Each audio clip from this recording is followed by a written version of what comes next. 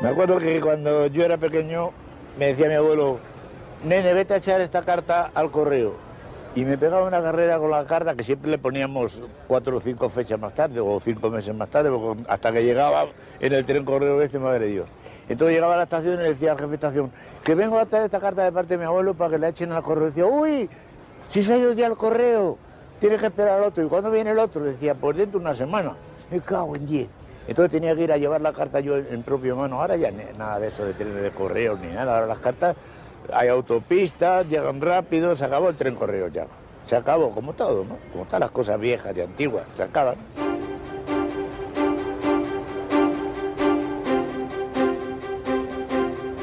El correo, desde sus inicios, siempre ha utilizado al tren como medio de transporte, y este ha sido para su desarrollo tan importante como lo fuera en su momento la introducción del buzón, que en España hizo el rey Carlos III. Como se ha dicho tantas veces, el ferrocarril fue la energía que aceleró la expansión del correo.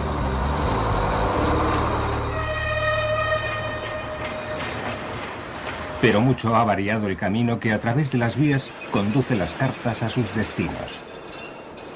Los vagones siguen transportando como antes sacas de cartas, pero ni estas son las que eran, las de ahora son de carácter comercial o simples impresos, ni el trato que reciben por parte del ferrocarril es el mismo. Con el paso de los años, el proceso se ha industrializado. Ha perdido todo el romanticismo que arrastraban las estafetas móviles o los trenes correo. Las sacas, con este correo de finales del siglo XX, viajan, como cualquier vulgar mercancía de otros tiempos, en furgones cerrados, que por otro lado están marcados con el logotipo de otro servicio de envíos, también en crisis.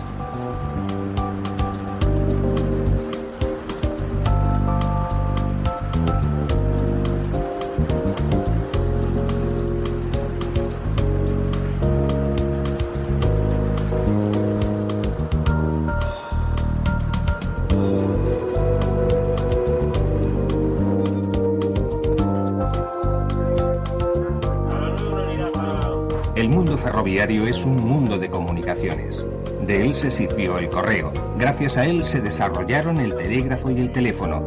Y los trenes no funcionarían como relojes sin el complejo sistema de comunicaciones que utiliza. Conocer la posición de un tren es absolutamente necesario para la seguridad de la circulación. En ciertas líneas se conoce a través de la información facilitada por cada una de las estaciones. En otras de mayor saturación de tráfico, y en el futuro en todas, la situación de los distintos trenes se refleja en un panel instalado en los puestos de mando. Voy a sacar aquí un tren máquina aislada de un Villalba. Y entonces, si tú me dices que esa máquina puede andar sola, la cortamos de Villalba y nos la traemos a Fuencarral. O sea, la podéis traer vosotros directamente a Fuencarral, la dejéis aquí y de aquí os vais de Vistosa a Villalba y ahí cogéis la máquina que os dejamos en cabeza. Se la hemos llevado por el tren, ¿Qué pasó, Vallecas? Vamos a ver, el 88-420 a las 12.06. ¿Más? XK-172, locomotora clasificación a las 12.10. ¿Sí? Y la XK-176 va a pasar a los 15. 12.15. De acuerdo. Vale.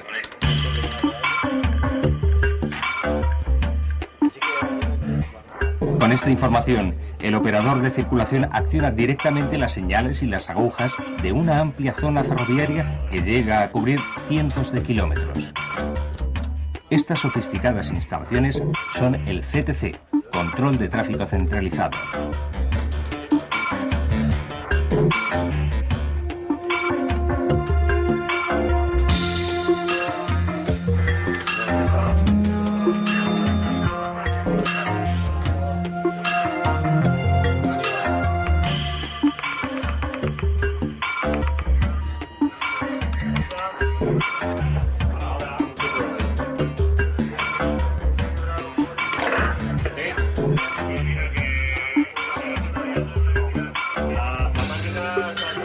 Además, para regular la circulación, los operadores del puesto de mando disponen de un avanzado programa informático, el Sistema de Información de Tráfico.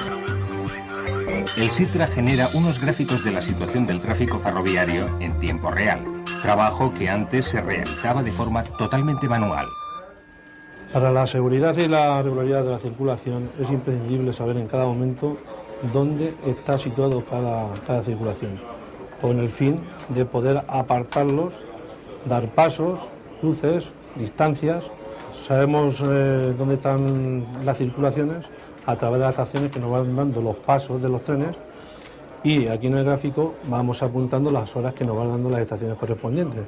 Se distinguen los trenes pues los de viajeros con rojo, los talgos con verde, los trenes de mercancía en negro, los especiales de mercancía, o incluso si fueran de viajeros con su color correspondiente, en trazos discontinuos largos, y las locomotoras aisladas, las vagonetas, etcétera, pues con trazos discontinuos cortos. El nacimiento del ferrocarril introduce en la vida de las gentes un medio de locomoción de difícil manejo. Los trenes son convoyes de una envergadura inusual en esa época, con un nuevo y complicado funcionamiento que genera a su paso por campos y poblaciones un peligro desconocido hasta entonces. Para la seguridad de personas, animales y hasta la del propio ferrocarril en su circulación, se creó un sistema de señales.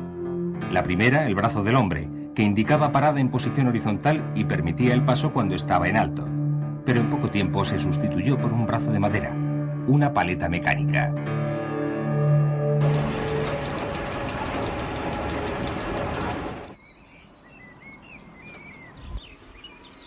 En los cruces con lugares transitados, caminos, calles y cañadas, el tren debe avisar, comunicar su movimiento.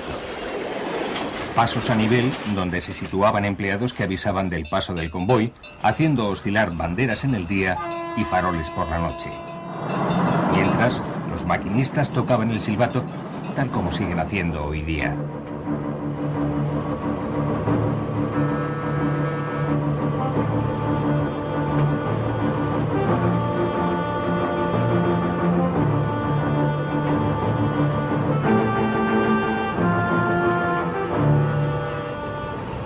Salvo contadas excepciones que mantienen la tradición, las banderas y faroles se han sustituido con el transcurso de los años por barreras y semáforos.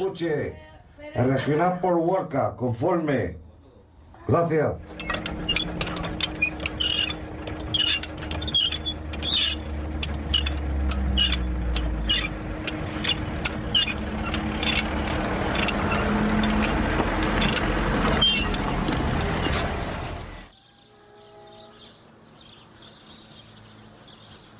También quedó en el olvido el sistema ideado para evitar alcances entre distintas unidades. Cuando un convoy averiado quedaba detenido en una vía, se colocaban petardos 1 kilómetro antes del tren parado, explotando al paso de la máquina del tren siguiente, lo que avisaba al maquinista del peligro.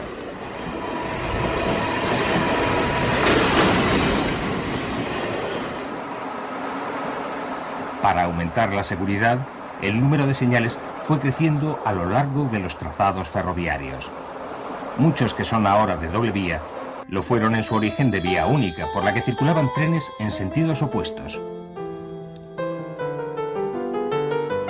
La perfecta comunicación entre las estaciones y los diversos convoyes era vital para evitar choques y otros desastres. Al principio, cuando la circulación era escasa y la velocidad reducida, faroles y banderas sirvieron para dar paso, desviar o detener los distintos trenes. Al aumentar la velocidad, surgen las primeras señales fijas. Los discos. Primero el rojo para detener el tren en los límites de la estación. Luego el verde para indicar la disminución de velocidad ante una próxima parada. Las nuevas líneas secundarias incrementan el número de convoyes y bifurcaciones. Comienzan a utilizarse las cabinas de palancas a distancia para el cambio de señales y agujas. Aparece el bloqueo por tiempos, que impedía la partida de un tren hasta pasado un tiempo de la salida del anterior. Pero podía suceder que una señal indicara una vía libre y la palanca que la abriera no hubiera sido accionada. ¡Qué gran peligro! Una vía cerrada y su señal indicando lo contrario.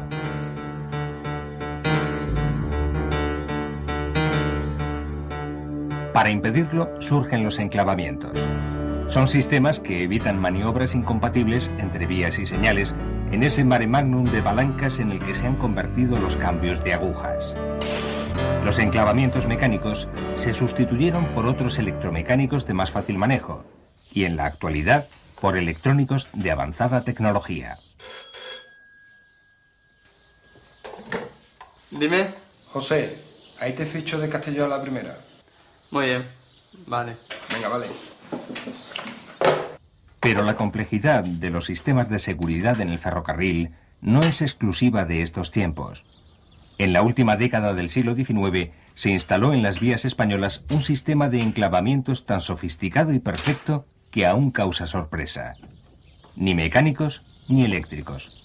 El movimiento de las vías y los cambios de señales se hacían mediante un mecanismo hidráulico. La presión del agua lograba que los movimientos fueran más suaves y precisos.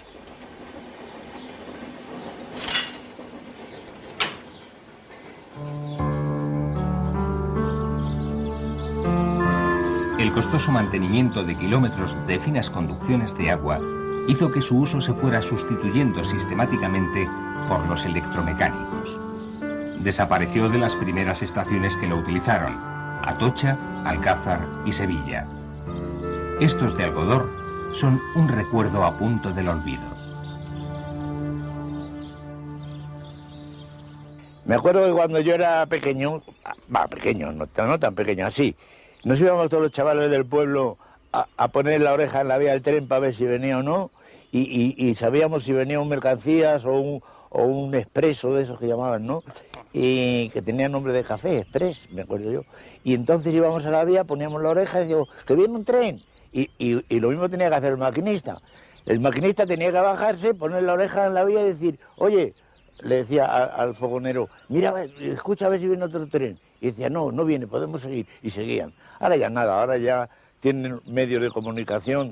El maquinista tiene unos medios de comunicación que se entera si vienen, si no van, si vienen, si van, si están parados, si están en marcha. Se enteran de todo porque los avances en la tecnología también los ha aplicado el tren. El radioteléfono permite un continuo contacto entre las estaciones, el tren y el puesto de mando.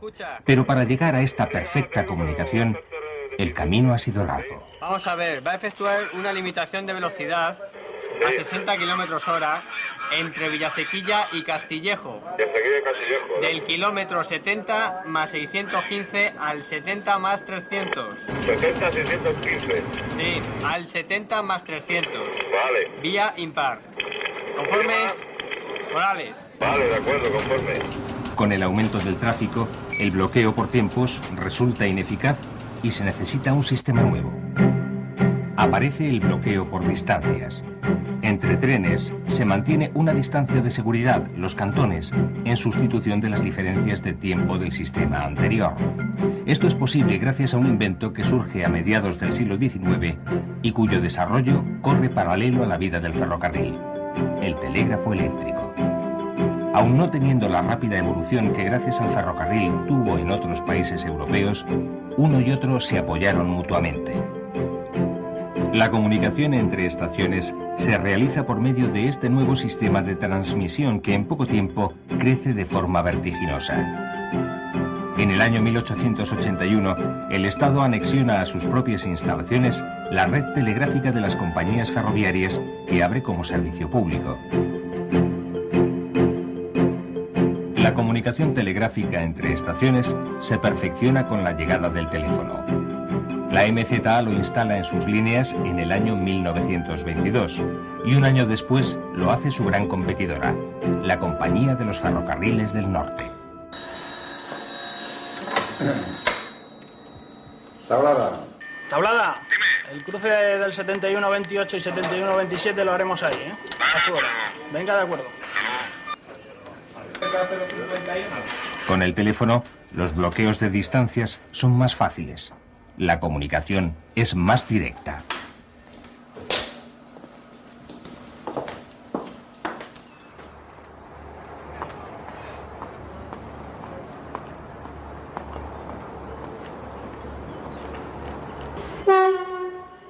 Con el teléfono llega la información, y el jefe de estación detiene el tren en los andenes.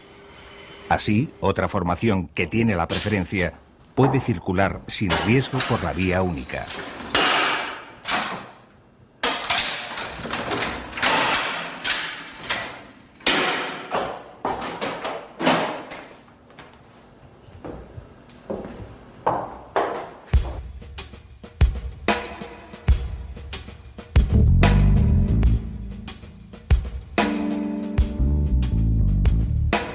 Cambiada la aguja por el jefe de estación, el tren se mueve libremente por la vía despejada.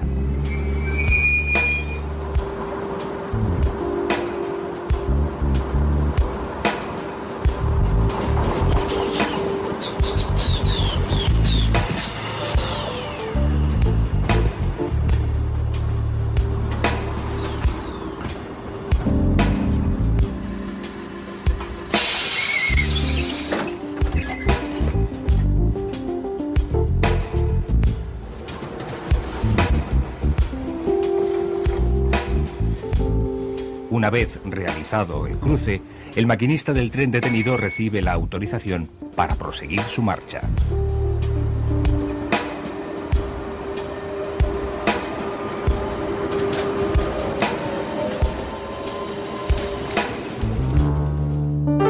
En el tren que en el año 1851 cubría el trayecto entre Madrid y Aranjuez, en nuestro flamante segundo tren peninsular ya existía un vagón que transportaba el correo. Pero lo hacía de forma completamente distinta a como todos guardamos en la memoria.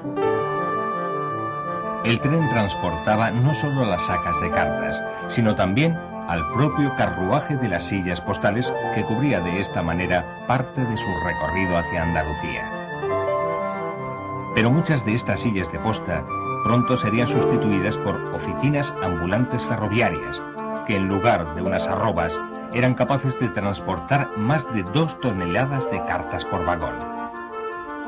Desde 1844, la Real Orden que regulaba el establecimiento de los caminos de hierro en España estableció la obligatoriedad que tenían estos de transportar gratuitamente la correspondencia.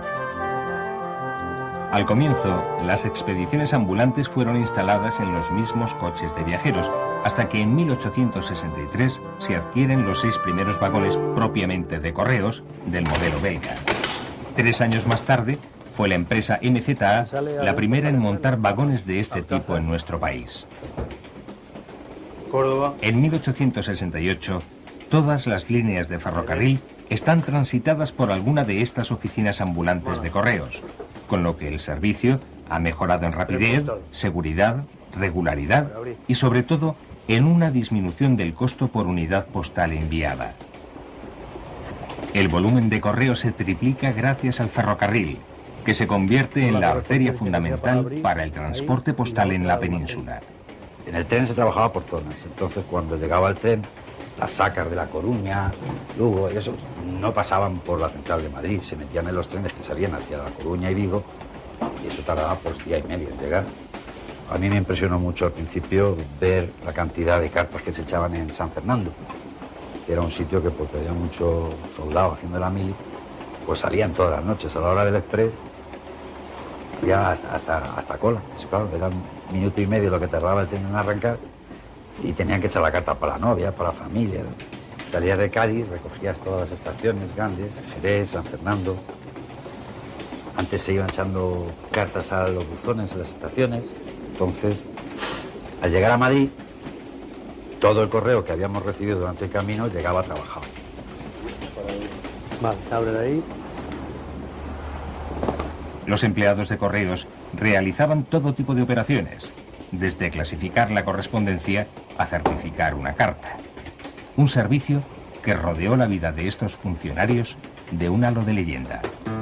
El trabajo de ambulante tenía su ventaja y sus inconvenientes en cuanto al tema personal. No era tan fácil ni tan buena como algunos decían. Estaba casado, tenía hijos y bueno, pues me los tenía que dejar aquí, tenía que estar 3 días sin verlos. Muchas noches pues me he acostado en el tren y he pensado que qué estaría haciendo mi mujer y mis hijos. eran los trenes correo, esos añorados y queridos trenes que con su paciente lentitud recorrían la red de vías que cubría el territorio nacional. Transportaban no solo la carga postal, sino a todos aquellos viajeros que, no teniendo prisa en llegar a su destino o sin posibilidades económicas, se embarcaban en estos lentos trenes. Se conocía su hora de salida, pero nunca se estaba seguro de la hora a la que arribarían a su destino. Pero el 30 de junio de 1992 perdimos la posibilidad de echar nuestras cartas al buzón de alcance de los trenes postales. Después de muchos años de servicio, salía hacia Málaga el último ambulante, que como 137 años atrás llevaba el correo camino del sur de España. Y ahora, al quitar los trenes, pues hacen camiones. Y la verdad es que quizás sea más rápido en el camino. Pero lo que sí es cierto es que cuando llega a Madrid hay que trabajar en Madrid lo que traen los camiones. Presentamos el más avanzado mando a distancia.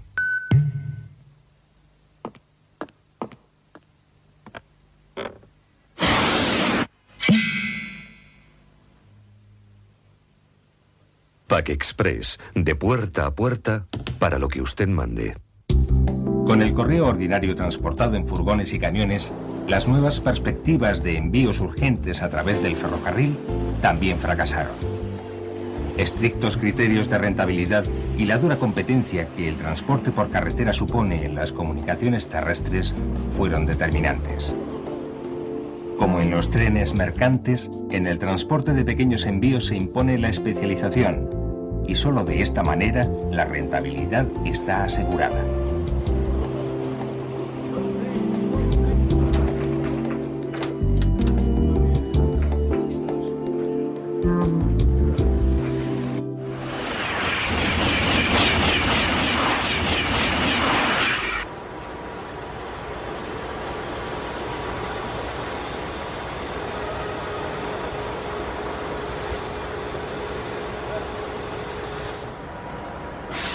La rapidez y eficacia de los trenes de alta velocidad hacen que el servicio Pack Express AVE, que la línea Madrid-Sevilla ofrece, sea el único que ha soportado la crisis que ha afectado a este servicio de transporte urgente puerta a puerta.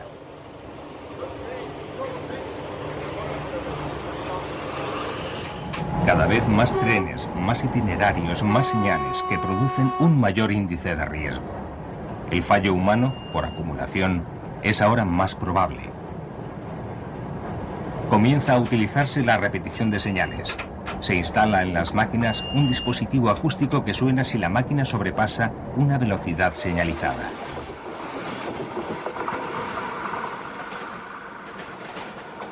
También es acústica y repetitiva la emergencia que señala el llamado hombre muerto.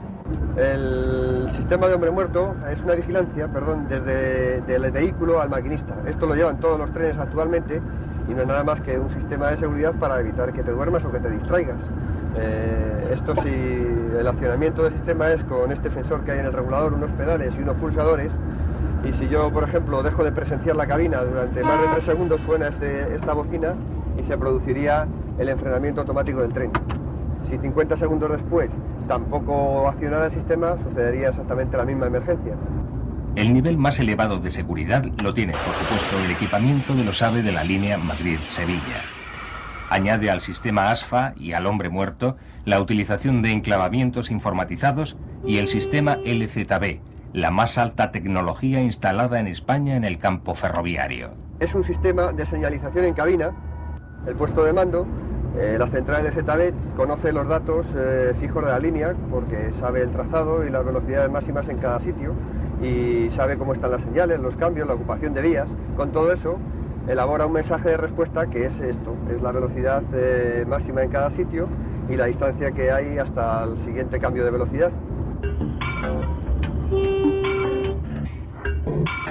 La velocidad y la situación de cada tren que circula por el exclusivo trazado del AVE son algunos de los datos que conoce y emite la central LZB del puesto de mando de Atocha. Los equipos informáticos trabajan en grupos de 3 y toman las decisiones por mayoría de 2. La posibilidad de error es prácticamente nula.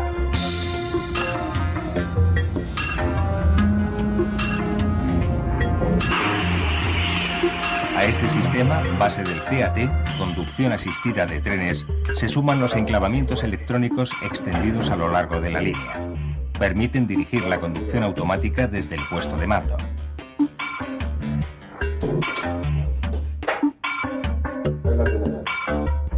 Hay un cambio fundamental respecto a la señalización de recorridos anteriores. Han desaparecido las señales fijas laterales de difícil captación por el ojo del maquinista a 300 km por hora. Solo se mantienen las señales fijas bajas, los monos, para proteger las maniobras en las estaciones y sustituir al sistema automático en caso de avería. Ahora que la comunicación telefónica está a disposición de cualquier pasajero que viaje en este tren, el maquinista, para recibir la información de la central de control de Madrid-Atocha, apenas necesita utilizar el tren tierra que tiene a mano en su cabina. Oye, ¿te quería pasar la ocupación? Apunta, la conducción está totalmente computerizada y la información fluye por otros raíles.